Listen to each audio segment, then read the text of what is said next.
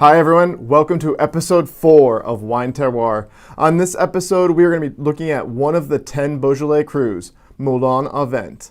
Moulin-a-Vent is known as the King of Beaujolais. While a lot of other crus like Morgon and Fleury have charmed the somms and wine geeks of the world, Moulin-a-Vent is considerably underrated.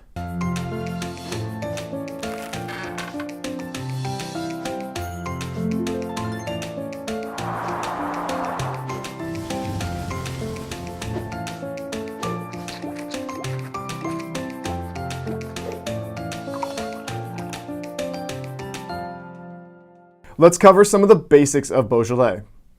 The grape is Gamay and is the only show in town, with it making up 99% of the grapes grown in the region. There are 12 appellations in Beaujolais: Beaujolais, Beaujolais Village, and the 10 crus. All of the 10 crus are in the Haute Beaujolais or Upper Beaujolais and have a granite base. Most are named for key villages in the area. However, Moulin-a-Vent gets its name from a historical windmill in the region, which is the literal translation of windmill in French. Of the 10 crus, Moulin-a-Vent is part of the initial AOC decree in 1936. Moulin-a-Vent is sandwiched in between Chenas and Fleury. Moulin-a-Vent is a hill made up of a soft pink granite that runs east to west and vary in height from 200 to 400 meters. Additionally, in the soil you'll find seams of manganese. Manganese is a heavy metal. In large amounts, it would be toxic to the vines. However, in Moulin-a-Vent, there is just enough in the soil to reduce the yield of these vines, resulting in smaller and more concentrated berries. Generally speaking, Gamay is a high-acid grape that has a relatively thin skin, which could result in light color and low tannins. But in Moulin-a-Vent, these grapes buck the trend more than any other cru due to the manganese in the soil. The high acid and tannins is what has given these wines a historical ageability, and why Moulin-a-Vent is considered the king of Beaujolais. In the beginning of the 20th century, these wines were on par with the Grand Crus of Burgundy. And at this point in time, these wines were not made using semi-carbonic maceration, which is a process of intercellular fermentation, but they needed a lot of time in bottle. In recent years, Moulin-a-Vent is seeing a resurgence in the more Burgundian methods of maceration that involves destemming the grapes and not masking any of the grape aromas through carbonic maceration. My personal opinion is that I don't care how it's made as long as it's good in the glass, represents where it's from, and is what the winemaker intended for me to perceive. I think that there are tons of examples of great semi-carbonic producers, but I am curious to see how the more Burgundian trend happens. Especially as Burgundy prices start to skyrocket. I think Moulin-a-Vent provides a unique value and alternative to Burgundy, especially after resting in your cellar for a few years. Let's taste a few examples. All right, we're gonna taste a few examples of Moulin-a-Vent. First up, we have the 2014 Domaine Diane Moulin-a-Vent, which retails for about $22. I believe you can buy the 2015 vintage out, and this is the Old Vine Cuvée, which I've never seen. I've only seen this Cuvée really on the market for their Moulin-a-Vent. I believe they have about 5 hectares of Gamay in this, and the vine age on these Gamay grapes is around 50 to 85 years old, so pretty old vine, which is what you want with Gamay. As those vines get older, they get a lot more complexity and a lot more interesting. So let's check this bad boy out. Okay, checking out the color. Yeah, already starting to see a little bit of a rim forming, kind of a pale rim, but the core definitely, it's kind of you definitely can see through it, but a medium ruby. You're already starting to get a little bit of garnety, paler rim on the edge there. Pretty nice wine. Color. Let's talk about intensity. Now we just opened up, that table is noisy. Yeah, I mean, a lot of people say that Moulin-a-Vent definitely gets like these Pinot tones as they age.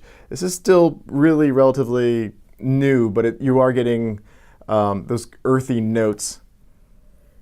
That's, I think, is really classic for Moulin-a-Vent. So intensity, yeah, I mean, it's not jumping totally out of the glass for me. It's about a medium intensity on the nose. Getting earth, like fresh tilled earth. Almost a touch of like a leathery note. Dried herbs, a little bit of blackberry, a little almost like a anise licoricey note as well, black licorice. There's another note that I tend to call like brick, like not that I've licked bricks, but it's definitely something that just kind of this like almost like blood, like this irony kind of note to it. Yeah, and even maybe even a touch of tar kind of thing going on. So not a ton of fruit, a lot more earth forward. Definitely earthy mineral driving this. I mean, there is still some fruit. Dried. I'm getting like dried blackberry, dried cherry kind of notes. Let's give this thing a taste.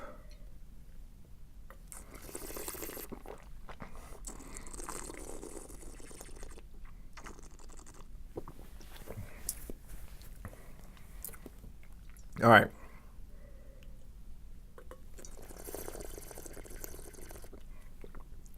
A lot more expressive on the palate, being medium plus intensity on the palate. Wine is definitely dry.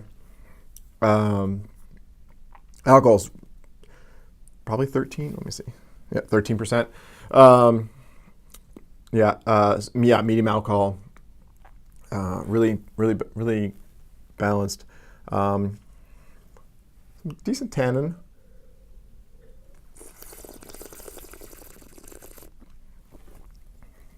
Yeah, I mean,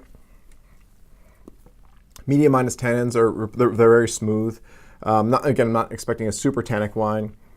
They are building a little bit. Maybe it's a medium. It's called medium tannins.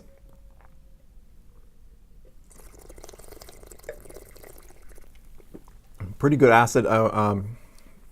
Call it high acid on there. Medium plus acid. Yeah, medium plus. Tannins are very smooth. This is made in the semi-carbonic method. So it's a whole cluster, 10 to 12 days, and then they kind of mature in wood to get the rest of the fermentation through. Really pleasant on the palate. I like this a lot.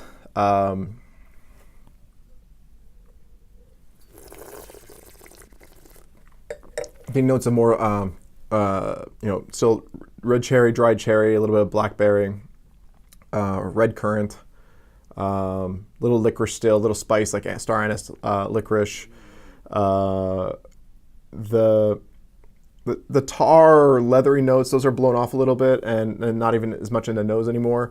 But definitely you are getting that kind of a little bit of soil, mineral note, irony mineral note on there. Finishes medium length, showing some. It's pretty complex. I definitely think this is going to get better, and I think people drink these way too young.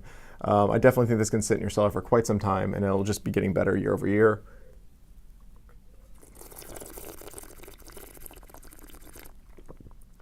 It's a really good effort. Yeah. Getting it finishes subtle and decent. Definitely much more of the dried fruit on the palate. And that mineral note finishing. I think this is probably about a 91.1 in my book. I would very happily drink this most days. Let's jump on to number 2. Again, this is also Domaine Pierre Marie Chermette. This is a 2010, so I wanted to get something with a little bit more age. Moulin-a-Vent Les Trois Roches. So they use that name, the Three Roches, for the 3 different vineyards that they use, which is the Roche Gris, I'm going to butcher these names, Roche Gris, Rochelle, and Roche Noir. This was 2010 was a pretty good year, very balanced year in Beaujolais. All the recent years of Beaujolais have been pretty decent. 2014 was also a good year. Obviously, 2015 is a much bigger, a little hotter year, but definitely having something with a couple more years of age. This can be picked up. The current vintage can be picked up at retail for about $27. This is still a semi-carbonic traditional method for Beaujolais production, and let's give it a little look.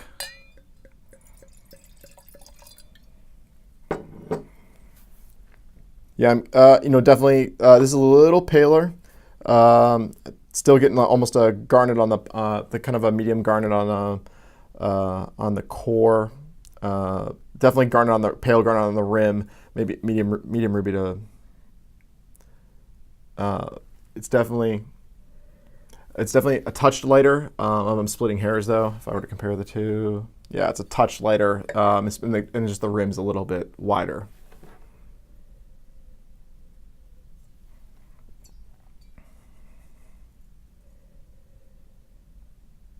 Yeah, on the nose again, I'm going to medium intensity. Again, these were just open, so they need a little bit of air. So medium intensity on the nose.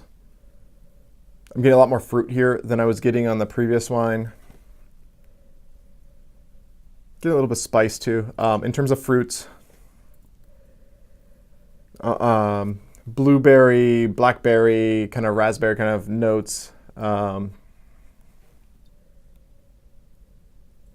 Almost like the leaves of like the blackberries are in there, or raspberries. Something slightly herbal, not in a bad way, in a interesting, complex way. I'm also getting a little bit of like clove or cinnamon kind of notes as well. And a touch of floral, like a not lavender, lilac is what I was thinking of. Yeah, pretty nose.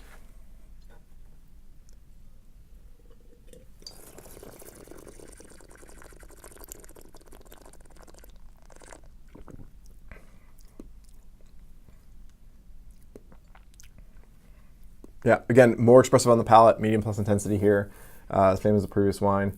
Alcohol is even a touch lighter here. Medium. Still call it medium alcohol.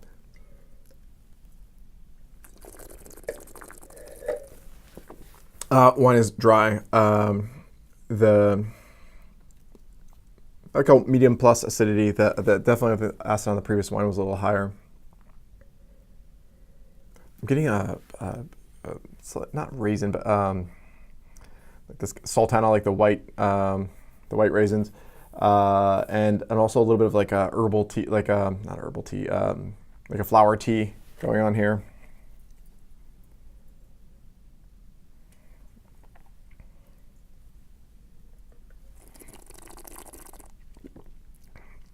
Yeah, in terms of body on this, it's say medium minus body. It's not super full. I was expecting a little fuller. Let's call it medium body. I'm gonna go back. I don't think I scored the body of the previous one.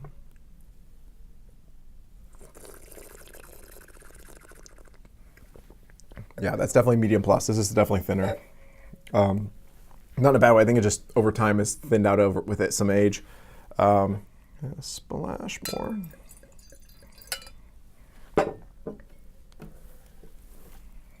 Yeah, I mean, both of these wines I believe are fairly unfiltered and unfined. I know this is unfiltered and unfined. I believe this is as well. I couldn't find the average age of the vines for these for this bottle.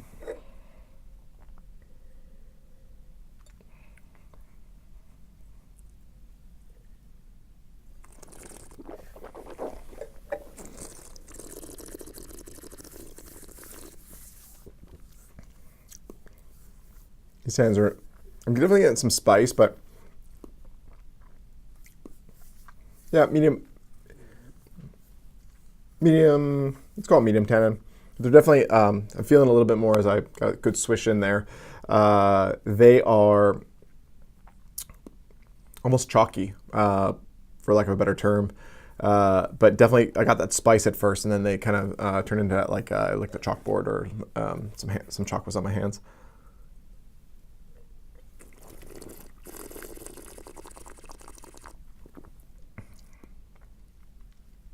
The finish is definitely pretty long on this. I would say medium plus length. It's definitely. I keep tasting this again. That kind of like tea note, some kind of floral tea. It's still the little red currant raspberry. red cherry, not as maybe a little bit of blackberry in there as well. Some spice to get a little cinnamon still, and floral notes, a lot of floral notes. Really, really liking this again. Again with a little bit more time in bottle, like it definitely is more Pinot-esque. And I think the French use the term Pinot as they start to age for the Moulin-a-Vents. Really showing that here with this bottle. Super interesting. Again, price of good Beaujolais or good Burgundy is going through the roof, and buying some of these bottles, these Cru in good vintages, and putting them away for years and forgetting about them until 5 or 7 years, and popping them out, you definitely are going to get a huge value for your money. I'm liking this a lot. This is, I'm a fan of this producer. I would say this is, for me, a 93-point wine. This is drinking really well. I have not had the most recent vintages. Again, I believe you can buy the 2015 now, which is the current release. But definitely seek both of these out. They're both very interesting. Again, they're not as the overall hype in Beaujolais is all over the place, but I'm gonna look for some Moulin-a-Vents that are made in the more Burgundian methods. It's not as easy to tell sometimes the way the bottles are labeled. These two are again both semi-carbonic, which is traditional for carbonic Cru Beaujolais. These are both really well done, and I am gonna leave it there. Thanks a lot for watching the video, and if you have any questions or comments, please feel free to leave them in the comments section or hit us up on social media. You can follow us on Facebook, Twitter, or Instagram. Thanks for watching, and have a great day. Cheers!